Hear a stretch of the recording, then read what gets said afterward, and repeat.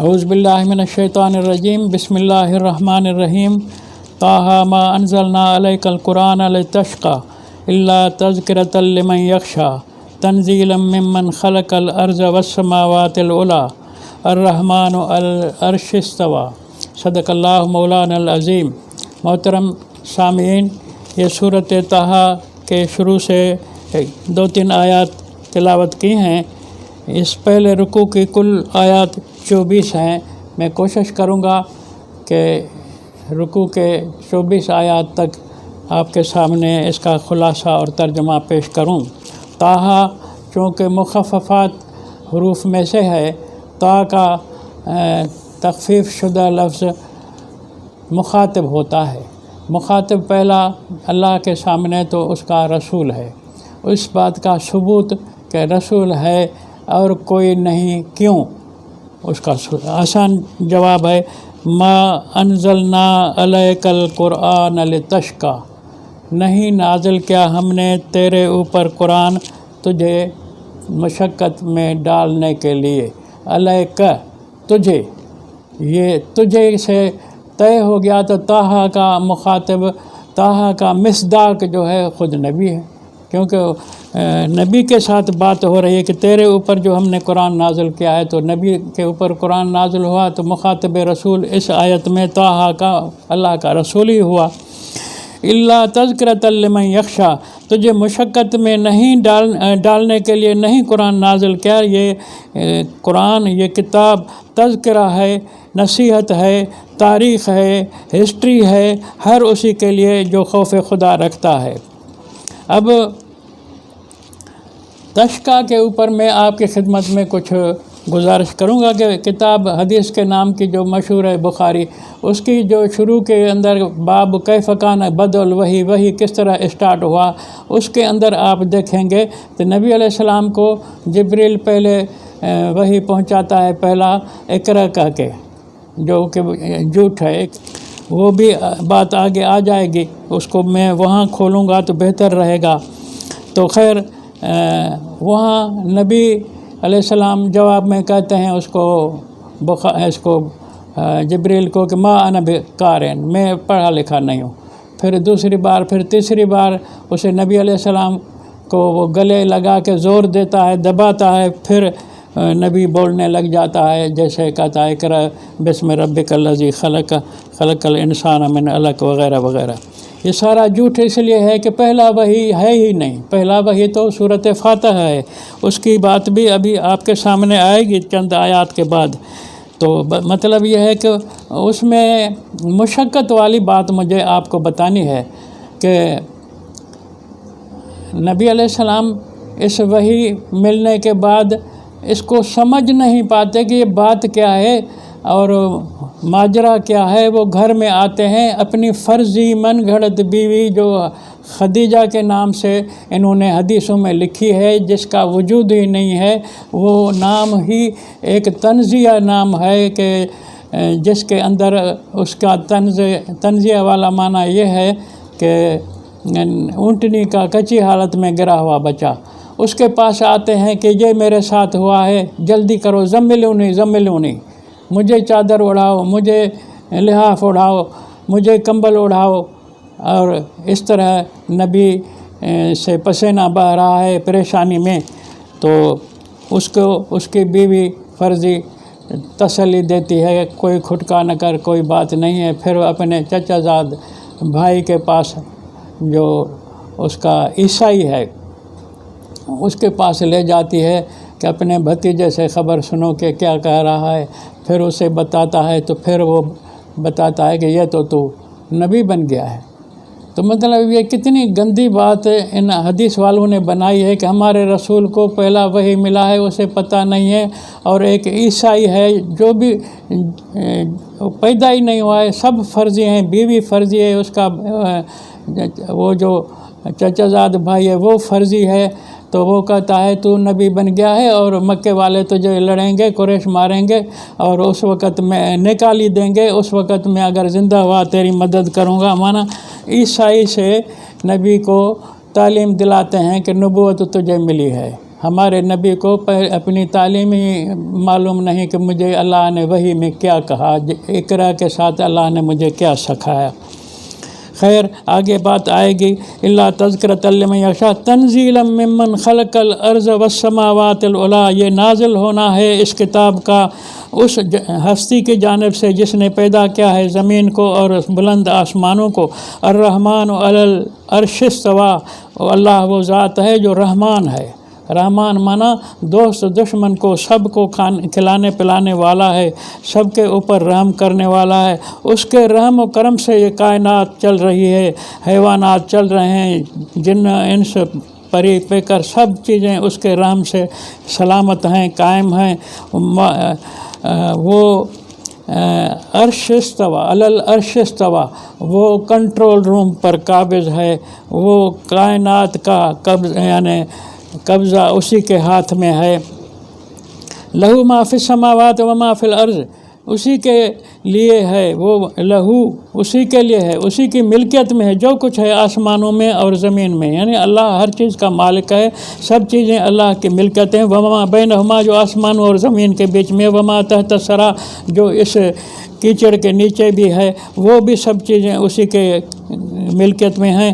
وَإِن تَجْهَرْ بِالْقَوْلِ فَإِنَّهُ يَعْلَمُ السِّرَّ وَأَخْفَى، اگر تو زور سے زیادہ آواز سے بات کرے گا بھی تو اس کے باوجود اللہ جانتا ہے مخفی چیز کو بھی اور بھی زیادہ خفی چیز کو بھی، رازوں کی باتوں کو بھی جانتا ہے۔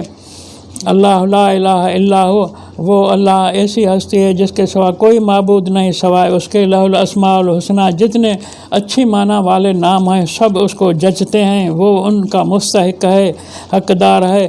وَهَلْ أَتَاكَ حدیث موسیٰ، اے نبی کیا آئی تیرے پاس موسیٰ کی بات، موسیٰ کی حدیث؟ وہ کیا حدیث ہے موسیٰ کی، کیا بات ہے موسیٰ کی؟ اذ رأى نارا، جب دیکھا اس نے آگ کو، فقال لأہلہ امکثوا انی آنست نارا لعلی آتیکم منہا بقبس او اجد علی النار ہدی، پر اپنے اہل والوں کو جو مدین سے واپس آ رہے تھے، شاید مصر جا رہے تھے، ان کو کہا کہ میں نے نفس نارا، اندازہ لگایا ہے، خیال کیا ہے کہ یہ سامنے آگ جل رہی ہے، سو لعلی آتیکم منہا بقبس، میں جاؤں جا کر وہاں سے شاید تمہارے لیے کوئی آگ کا انگارہ لے آؤں، او اجد علی النار ہدی، یا وہاں جا کر آگ کے اوپر کوئی ہدایت پاؤں۔ فلما اتاہا، جب موسیٰ آیا اس آگ کے پاس، نودی، پکارا گیا، یا موسیٰ، آواز ہے، یہ موسیٰ، انی انا ربک، میں تیرا رب ہوں۔ فاخلعنا علیک انک بالوادی المقدس طویٰ، جوتی اتار کر کھڑے ہو جاؤ، تو وادی مقدس طویٰ کے اندر پہنچ چکا ہے۔ اللہ تعالیٰ اسے آواز دے کر کہتا ہے فاخلعنا علیک، اللہ کے ساتھ گفتگو آپ یوں سمجھیں جیسے علم وحی کی کتاب پڑھنا۔ ہم قرآن پڑھ رہے ہیں، یہ اللہ کے ساتھ گفتگو کر رہے ہیں، اللہ کے ساتھ باتیں کر رہے ہیں۔ جب اللہ موسیٰ کو کہتا ہے انی انا ربک فاخلعنا علیک، میں تیرا رب ہوں، جوتی اتار کر کھڑے ہو جا، تو اس کی معنی ہے کہ موسیٰ خدا کے ساتھ گفتگو کے آداب اسے اللہ نے سکھائے کہ جوتی اتار کر سننی ہے بات میری۔ تو ہمارے لیے بھی یہ تعلیم ہے کہ ہم جب قرآن پڑھیں تو جوتی اتار کر کے قرآن کو پڑھیں، کیونکہ ہم اللہ کے ساتھ گفتگو کرتے ہوئے ہیں، کر رہے ہیں۔ تو اللہ کے ساتھ گفتگو کے آداب کو ہمیشہ آدمی ذہن میں رکھے۔ قرآن کو پڑھتے وقت آداب کا تقاضا یہ ہے کہ جوتی اتاری جائے۔ اللہ سے ہم کلام ہونے کا یہ ایک ہمیں قرآن نے قانون سکھایا۔ آگے رب تعالیٰ موسیٰ کو فرماتے ہیں وَأَنَا اخْتَرْتُكَ، موسیٰ میں نے تجھے پسند کیا ہے، اختیار کیا ہے، قبول کیا ہے، چاہا ہے، تو میری پسند ہے۔ فَاسْتَمِعْ لِمَا يُوحَىٰ، اب سن اس بات کو جو وحی کی جاتی ہے۔ اِنَّنِي أَنَا اللَّهُ، تحقیق میں اللہ ہوں، لا الہ الا انا، کوئی معبود نہیں ہے سوائے میرے۔ फबुदनी, तू फिर मेरा कहा मान, वाक़िम सलात अल ज़िक्री, ड्यूटी को कायम कर मेरे कानून को नाफिज करने, लागू करने, दुनिया को पहुँचाने के लिए। कितनी तो प्यारी बात है, अल्लाह पहली गुफ्तगू में अपने नबी को कितना तो अपना तारफ़ करा रहा है। अभी मैंने ये सूरत के शुरू में जो लितश्का वाली आयत पर बोला था कि बुखारी ने किताब में लिखा है कि कैफ़ कान बदौल वही की शुरुआत कैसे हुई, और जिब्रील कहता है न जान न पहचान न दुआ न सलाम न तारफ़ न क्या, नबी को कहता है इकरा, भाई तू कौन है, इकरा की माना पढ़, मैं क्या पढ़ूँ। तो वो बात, वो भी नबी का जवाब भी गलत बुखारी ने हदीस में घड़ा है कि नबी कहता है मा अना बिकारिन। कुरान कहता है कि कालू असातीरुल अवलिन इक्ततबहा फहिय तुमला अलैहि बुकरतन व असीला। दुश्मन भी कहते हैं मोहम्मद अपने ऊपर जो ये वही की बात करता है, ये घर में पहले नबियों की कहानियों को लिख कर फिर बाहर आके साथियों को सुबह शाम उसके क्लास लिखाने के लेता है। जो चीज़ जो दुश्मनों के कहे मुताबिक लिखना जानता हो, दोस्तों को लिखवाना चाहता है, जो लिखता वही है जो पढ़ता है। वो जो आदमी पढ़ नहीं सकेगा तो लिखेगा कैसे। तो दुश्मन भी कहते हैं मोहम्मद लिखना पढ़ना जानता था, और वो कातिब वही भी मोहम्मद अलैहिस्सलाम है। तो बुखारी ने झूठ मारा कि मोहम्मद ने जिब्रील को बार बार कहा मा अना बिकारिन। तो ये पहला वही मूसा का कुरान ने आपको बताया, सूरत तहा में बताया। सूरत तहा की आयत नंबर 10, 11, 12 में है कि मैं अल्लाह तेरा माबूद हूँ, मेरे सिवा तेरा कोई माबूद नहीं, तू मेरे कहने पर चल और मेरी ड्यूटी कर मेरे कानून के खातिर। इन्न साअत आतियतुन अकाद उख्फिहा, मूसा वो घड़ी आने वाली है, करीब है, उसको मैं मख्फी के रखा हूँ, के बैठा हूँ, के होए हूँ। ले तुजज़ा कुल्लु नफ्सिम बिमा तसा, उस घड़ी को मैं अभी नहीं खोलता, और जब वो घड़ी आएगी तो उसका शान ये है कि ले तुजज़ा कुल्लु नफ्सिम बिमा तसा। उस दिन, उस घड़ी आने के बाद क्या होगा कि हर शख्स को बदला दिया जाएगा उस चीज़ का, बिमा तसा, जो वो कमाए जो उसने किया है। ये बताना बहुत अहम है कि तेरा इनकलाब जो है अपनी कौम को जब तू आज़ाद करेगा, ग़ुलामी से निकालेगा, तो अब जो उनकी ग़ुलामी का इस्तेहसाल हो रहा है, ग़ुलाम होने की वजह से वो लूटे जा रहे हैं फ़िरौन की तरफ से, तो वो अब तेरे इनकलाब की कामयाबी के बाद वो बात नहीं रहेगी। फिर तेरे बंदे, तेरे जो कौम वाले हैं उनकी कमाई कोई और नहीं लूटेगा। ग़ुलामी का नाम ही ये है कि उनकी कमाई कोई और खाए। अब जब तू ये मिशन लेकर जाएगा, कौम को आज़ाद करेगा, तो वो कौम जो कमाएगी वो ख़ुद ही उसकी मालिक होगी। फ़ला यसुद्दन्नक अनहा मल्ला युमिनु बिहा वत्तबा हवाहु फतरदा, कोई रुकावट न बने, कोई न रोके तुझे उससे जो इसके ऊपर इनकलाब की बात और फ़लसफ़े पर ईमान नहीं लाता और अपनी ख्वाहिशात की ताबेदारी करता है और हलाक हो जाएगा इस तरह से।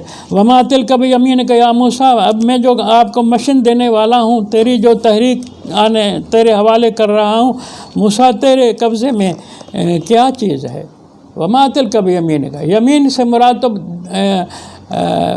दायां हाथ होता है, लेकिन ये चीज़ एक क़ुव्वत के माना में है, इस्तिआरे और मुहावरे के हवाले से, इसलिए दायां हाथ मुहावरा है। माना इसके है कि तेरी ताकत में, तेरी क़ुव्वत में मूसा क्या है।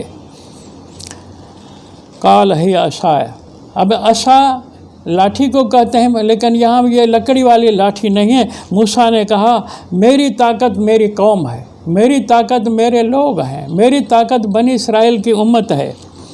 अतवक्का अलैहा, ये सारे किनायों में बातें हो रही हैं, इस्तिआरों में बातें हो रही हैं। अतवक्का अलैहा, मेरा सहारा, मेरी सारी यानी तहरीक की बुनियाद अतवक्का अलैहा, इन्हीं पर मेरा सहारा है जो मेरे कौम वाले हैं।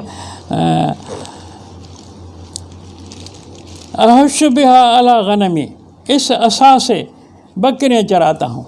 सीधी माना तो यह है कि अहशब अला गनम में बकरियाँ चराता हूँ। वली फ़ीहा मारिबुन उख़रा, इसमें कुछ और भी काम काज होते हैं, लेकिन ये सब मुहावरे के लफ्ज़ हैं। हकीकी माना जो है वो है ताकि बकरियाँ चराना और दूसरे काम काज लाठी में जो होते हैं। लेकिन एक इनकलाबी को जो अल्लाह ताला इनकलाब हवाले कर रहा है कि जाओ फ़िरौन को उल्टा करो, उसकी सारी कौम लुटेरों की कौम है, उसके मुकाबले में अपने ग़ुलाम कौम को आज़ाद कराओ, तो यहाँ माना वही इस्तिआरे और किनाए वाले लेने होंगे कि वह अहश बिहा अला गनमी, मैं इस कौमी ताकत को अपने गनम नौजवानों के जो रेवड़ है, नौजवान बच्चे हैं, इनको तैयार करूँगा बनी इसराइल के कि चलो बगावत करें और फ़िरौन से भाग जाएं और अपनी बस्ती, अपने फ़लस्तीन, अपने आबा अजदाद के मुल्क में चले जाएं। ये मानाए हैं इस्तिआरे के हवाले से। काल अलकहा या मूसा, मूसा मैंने तुझे ये एक दास्तान सुने। अब वो दूसरी जगहों पर वो पूरी दास्तान है। कुरान शार्ट हर चीज़ को दोहराता है, कभी थोड़े लफ्ज़ नकल होते हैं, कभी सारी कहानी आती है, तो यहाँ थोड़े वाले लफ्ज़ हैं। तो मूसा को तालीम दी जा रही है कि अलकहा या मूसा, इस अपनी ताकत को, अपने नौजवानों को फ़िरौन के मुकाबले में लाकर फिर सोचो कि इनको लड़ाते हुए जीत जाएगा या नहीं जाएगा, मेरी मिशन पूरी करेगा या नहीं करेगा। फिर तस्वुर में फ़अल्क़ाहा फ़इज़ा हिय हय्यतुन तसआ, मूसा ने उस जंगी मंज़र को जहन में लाते हुए मैदान पे लाया। फ़इज़ा हिय हय्यतुन तसआ, ऐसे उसे महसूस हुआ कि ये सांप है जो इधर उधर भाग रहा है। यानी जंग होगी, लड़ाई होगी तो सांप की तरह कोई किधर भागेगा, कोई किधर भागेगा। काल तो उस तस्वुर से ही मूसा परेशान हो गया। रब ताला का हुक्म हुआ खुज़हा वला तख़फ़, मूसा इस सांप को कब्ज़े में रख, डरो मत। ये नौजवान तेरे साथ जब साथ देंगे तो तू जीत जाएगा फ़िरौन से। सनुईदुहा सीरतल ऊला, ये लफ्ज़ मेरी मानाओं की तायद करता है। सनुईदुहा सीरतल ऊला, हम तेरी इस असा को, इस कौमी क़ुव्वत को, नौजवानों के जत्थे को, गिरोह को, सनुईदुहा वापस करेंगे, सीरतल ऊला, पहली सीरत पर। अगर आम माना होती, लाठी लकड़ी वाली होती, बकरियां चराने वाली बात होती तो सीरत नहीं कही जाती। अगर वो लाठी लकड़ी वाली होती तो सूरत कहा जाता। सनुईदुहा सूरतल ऊला, पर अल्लाह ने यहाँ कहा है सीरतल ऊला। सीरत माना कि ये लड़ेंगे भी इसी जज्बे में, फिर भी कायम रहेंगे कि हमें आज़ादी चाहिए, हम ग़ुलामी से खुश नहीं हैं। फिर सीरतल ऊला से मानाएँ वो सब मुहावरे वारी जो मैंने अभी आपके खिदमत में पेश किए हैं, वो जहन में रखें। उसका सबूत सीरत का लफ्ज़ है कि अल्लाह ताला मूसा को कहता है, तूने जो तस्वर में अपनी कौम को दुश्मन से लड़ाने का नक्शा सोचा है, ये लड़ाई मैं तुझे जितवाऊंगा और तुम जीत जाओगे, और तुम्हारी पलटन जो है नौजवानों की, वो भी तेरे हाथ में पहले जज्बों के साथ तुम्हारे साथ देगी, तावन करेगी। वज़्मम यदक इला जनाहिक, वज़्मम यदक, और वज़्मम यदक, अपने हाथ को भींचो जनाह के पहलू में। अब ये हाथ को पहलू में भींचना ये भी किनाया है, ये भी एक इस्तिआरा है। इसकी असल माना ये है कि यद तो वही कुव्वत हुई, तो कुव्वत की माना यहाँ होगी कि तेरे नौजवान कौम वाले जो लड़ेंगे ये तेरे यद हैं, ये तेरी ताकत है मूसा, इनके सहारे पे तो काम करेगा। और ये वज़्मम यदक इला जनाहक, इनको अपने पहलू में जगह देना, ये तेरे